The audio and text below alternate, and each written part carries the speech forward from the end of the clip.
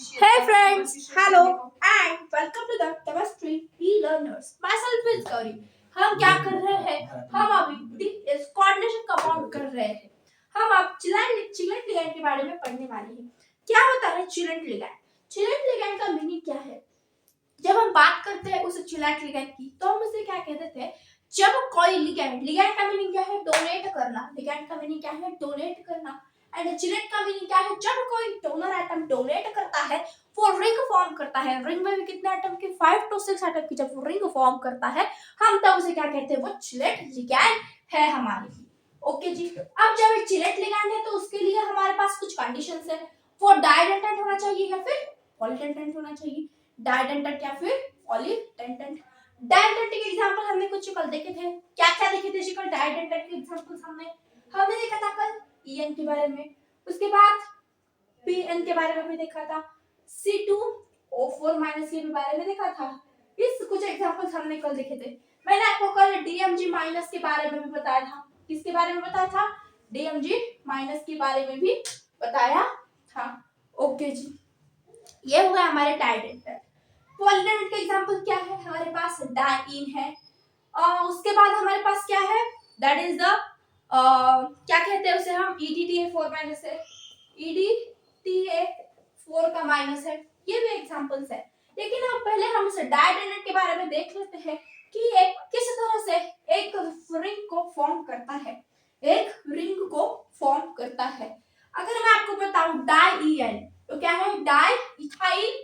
डाइइथिलीन ट्राइअमाइन. डाइइथिलीन ट्राइअमाइन है हमारे पास वो. Okay ma'am. ये कुछ इसका स्ट्रक्चर है. ये मैंने आपको कल के लेक्चर में बताया था. ये क्या करेगा? इसे एक मेटल एटम को यहाँ पर एक मेटल एंड यहाँ पर एक मेटल एटम है. ये यहाँ भी डोनेट करेगा, यहाँ भी डोनेट करेगा, यहाँ भी डोनेट करेगा. जब ये यहाँ पर डोनेट करेगा तो ये पांच मेंबर की रिंग बनाएगा. इसी तरह से भी ये 5 मेंबर की एंड फिर से ये इसके साथ 5 मेंबर की रिंग बनाता हुआ हमें नजर आएगा. इसी तरह से यहाँ पर कितने रिंग फॉर्म होते हैं? 3 रिंग यहाँ पर फॉर्म होते हैं. ये हमारा किसका एग्जांपल है? इस पॉलीडेंटेंट लिगैंड का, या फिर हम इसे क्या कह देते हैं? चिलेट लिगैंड का बेस्ट एग्जांपल है हमारे पास. ओके जी. इतना क्लियर हुआ होगा आपको. इतना लिख लो. उसके बाद हम बात करेंगे ईएन के बारे में. मैं आपको फिर से ईएन का एक स्ट्रक्चर दिखाऊंगी. उस ईएन के बारे में हम फिर से बात कर लेंगे. यस. अब इतने सारे तो नहीं देखेंगे. एक एक एग्जांपल हम ईच एंड एवरीवन का करता चले जाएंगे. लिख लिया आपने? Yes.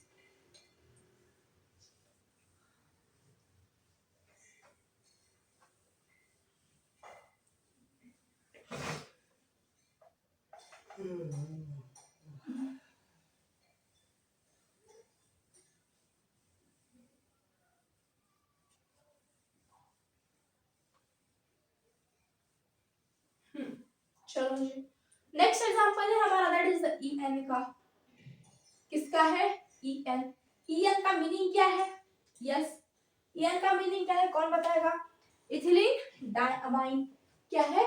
Ethylene diamine. Okay.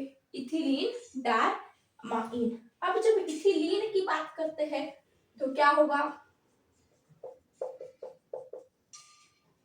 NH2 NH2. एक यहाँ से डबल बॉन्ड आपका रिमूव होता हुआ आपको नजर आ रहा होगा. ये स्ट्रक्चर है आपका उस इथिलीन डाइअमाइन. इसकी रिंग स्ट्रक्चर आपको फॉर्म करनी है. किस तरह से करोगे देख लो.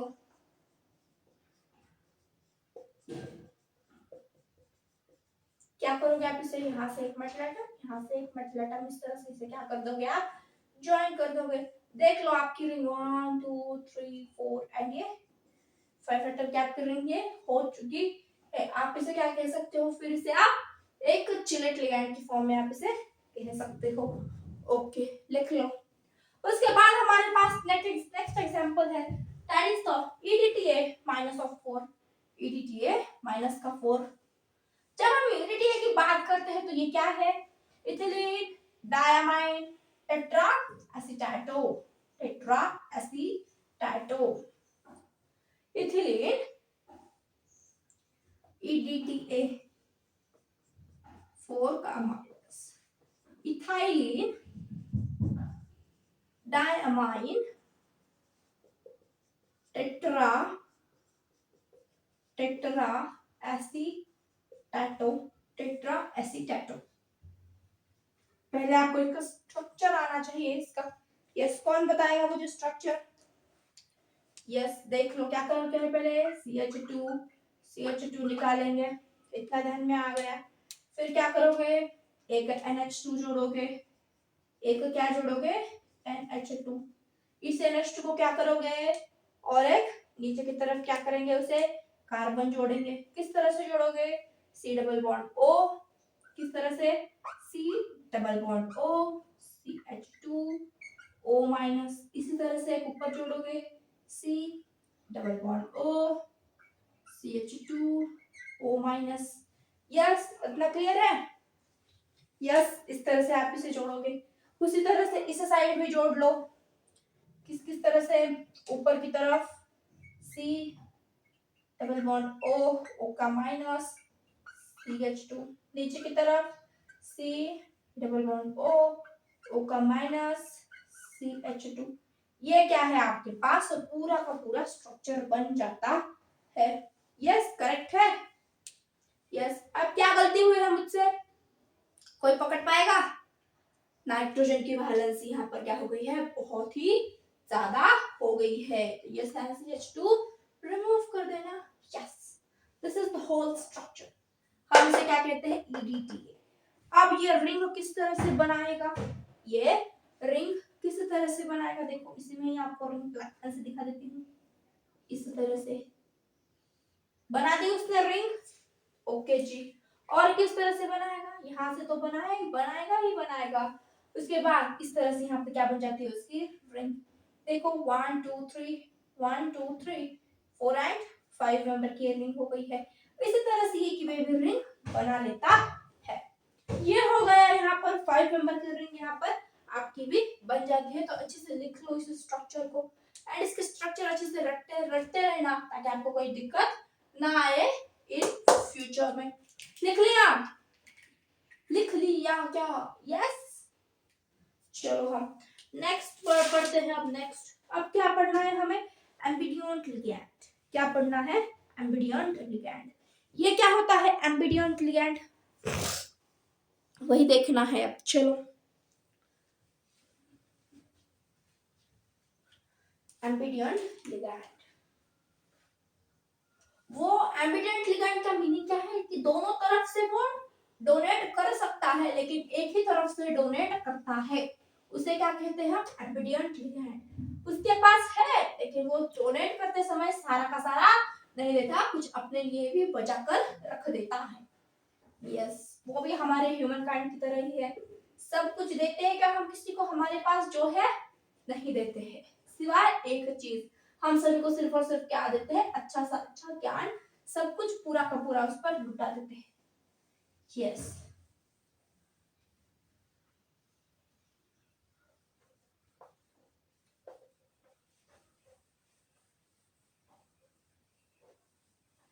यस।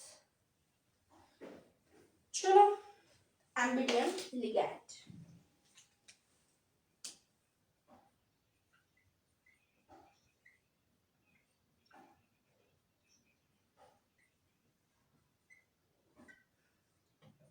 किसे कहते हैं आप, एम्बिडियंट ligand, which can donate through which can donate through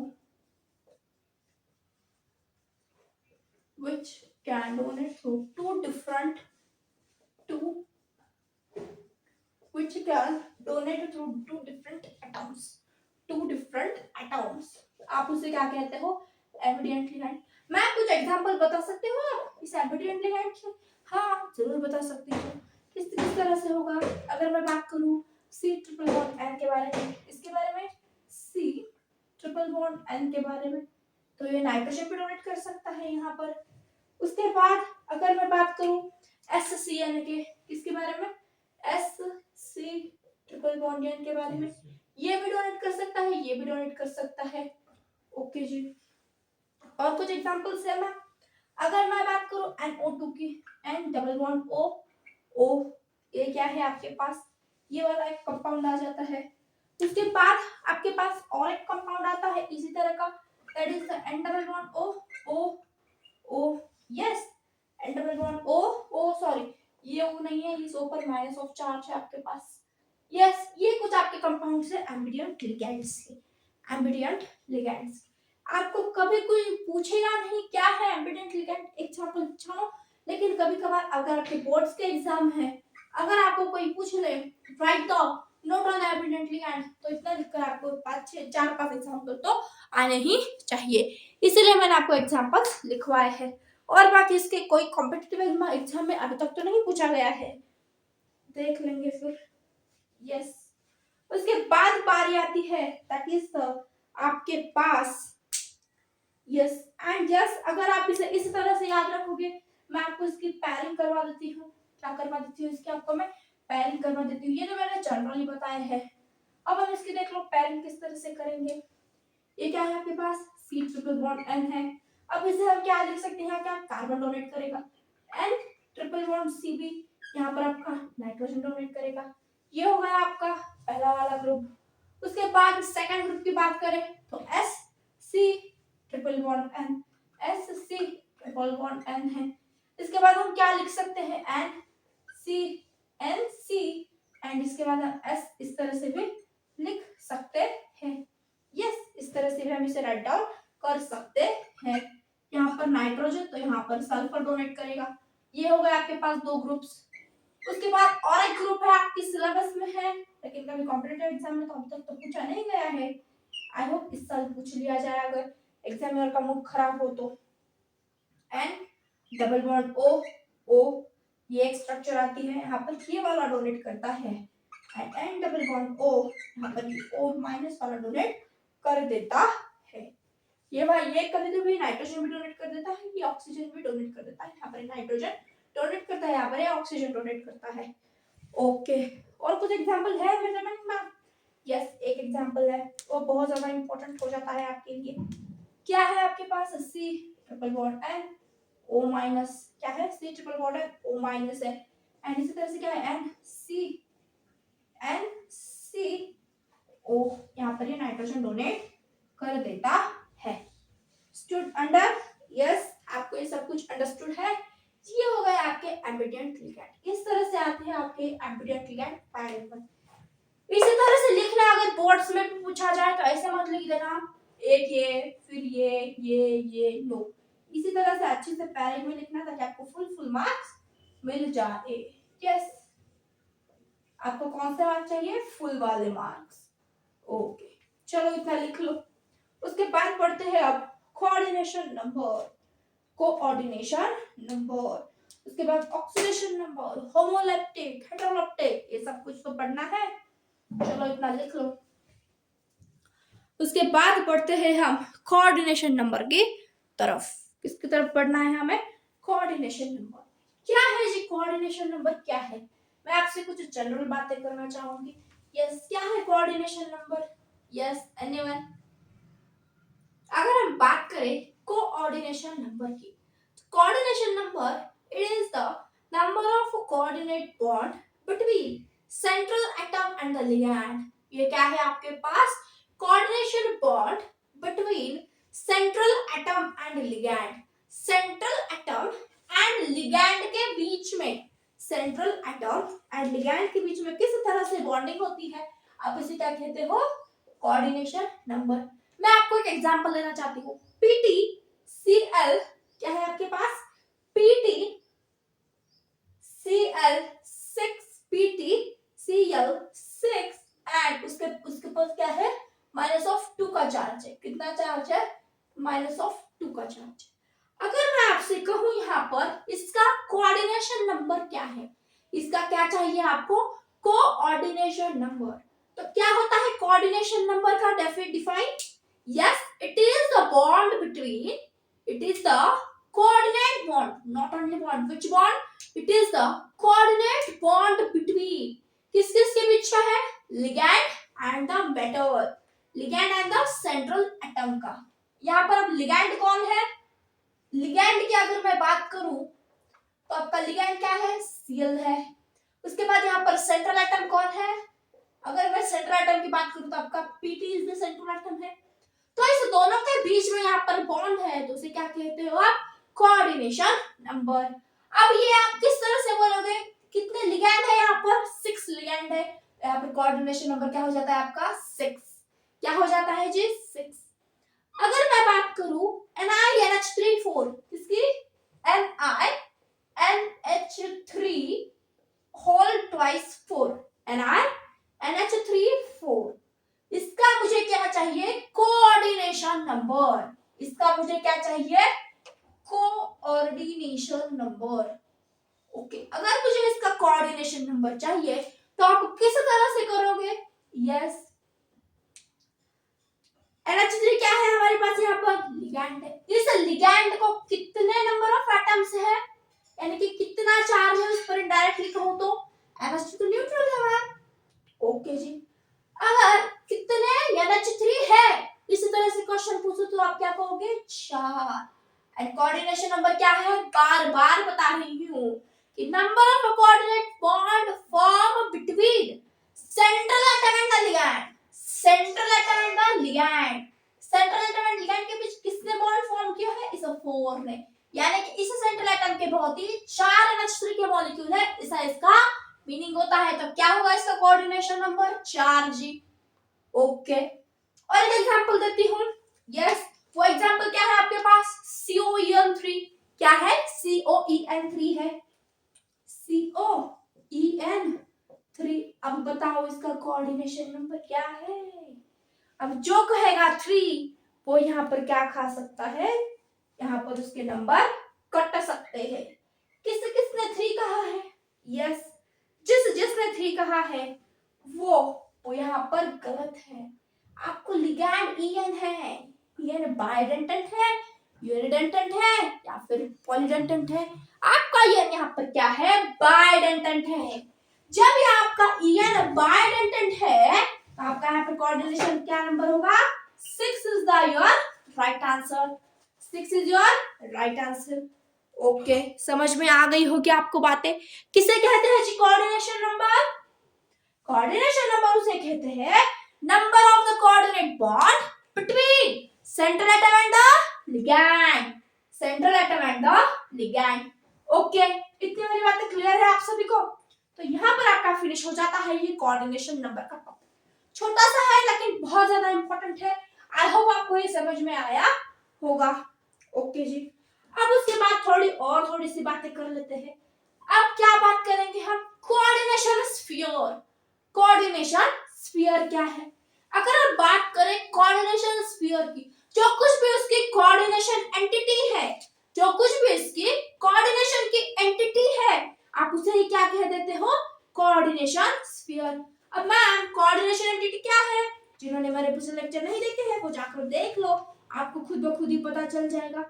coordination entity उसे कहते हैं जो एक स्क्वायर ब्रैकेट में बंद है। किसमें बंद है? स्क्वायर ब्रैकेट में बंद है। हम उसे क्या कहते हैं? उसकी कोऑर्डिनेशन एंटिटी कहते हैं। ओके जी, अब इस कोऑर्डिनेशन एंटिटी को कोऑर्डिनेशन स्फीयर क्या है? यस, इसमें आयोनाइजेशन स्फीयर भी है आपके पास एंड कोऑर्डिनेशन एंटिटी भी है। अब कोऑर्डिनेशन एंटिटी तो आपको पता है क्या है जी? कोऑर्डिनेशन एंटिटी, कोऑर्डिनेशन एंटिटी जो ब्रैकेट में बंद है उसे क्या कहोगे आप? Coordination entity. एंड रिमेनिंग जो आपका होगा वो क्या होगा? Ionization sphere. कौन सा स्फीयर होगा? Ionization sphere. इसे आप क्या कह देते हो? Coordination sphere. ओके, मैं आपको बता देती हूँ। फॉर एग्जाम्पल मैंने एग्जाम्पल लिया है K4FeCN6। क्या एग्जाम्पल लिया है मैंने? K4FeCN6।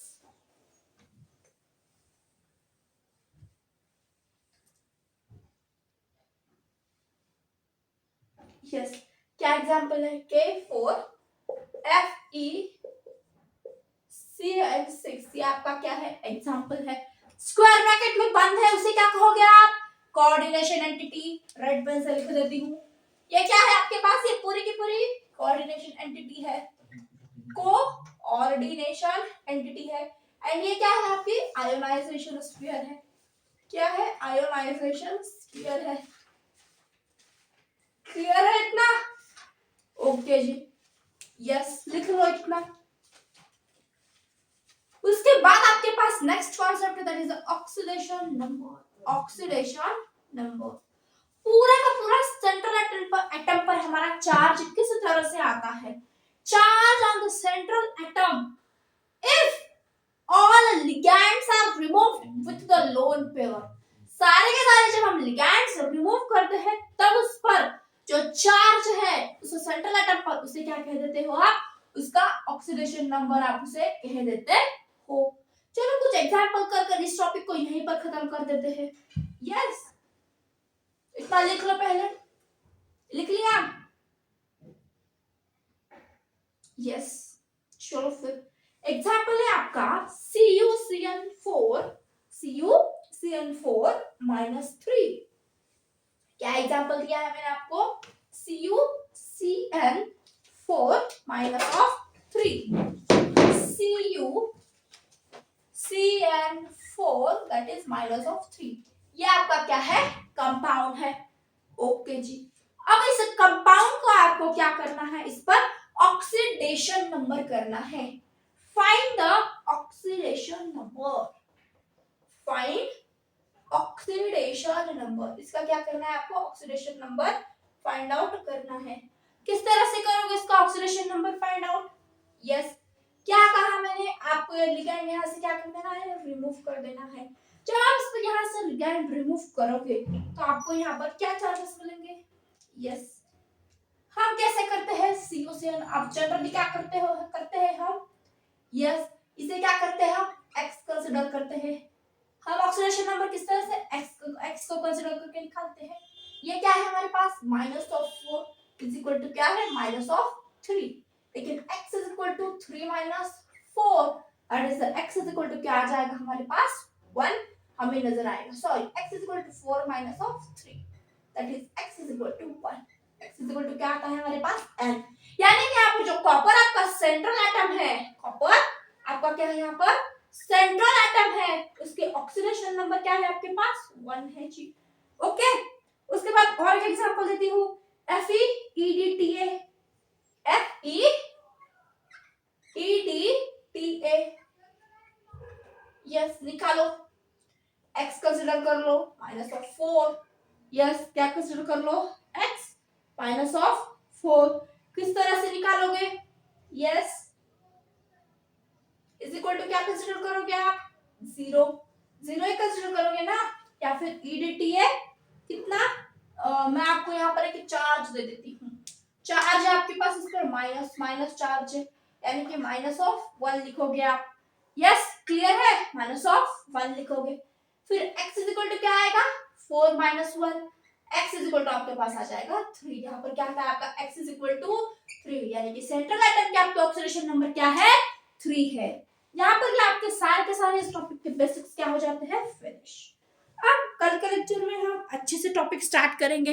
अब कल से क्या स्टार्ट होगा आपका, वो भी मैं आपको बता देती हूँ। अगर आप कल से बात करोगे तो मैं आपको और एक कॉन्सेप्ट पढ़ाऊंगी, that is the homoleptic and हेटेरोलैक्टिक।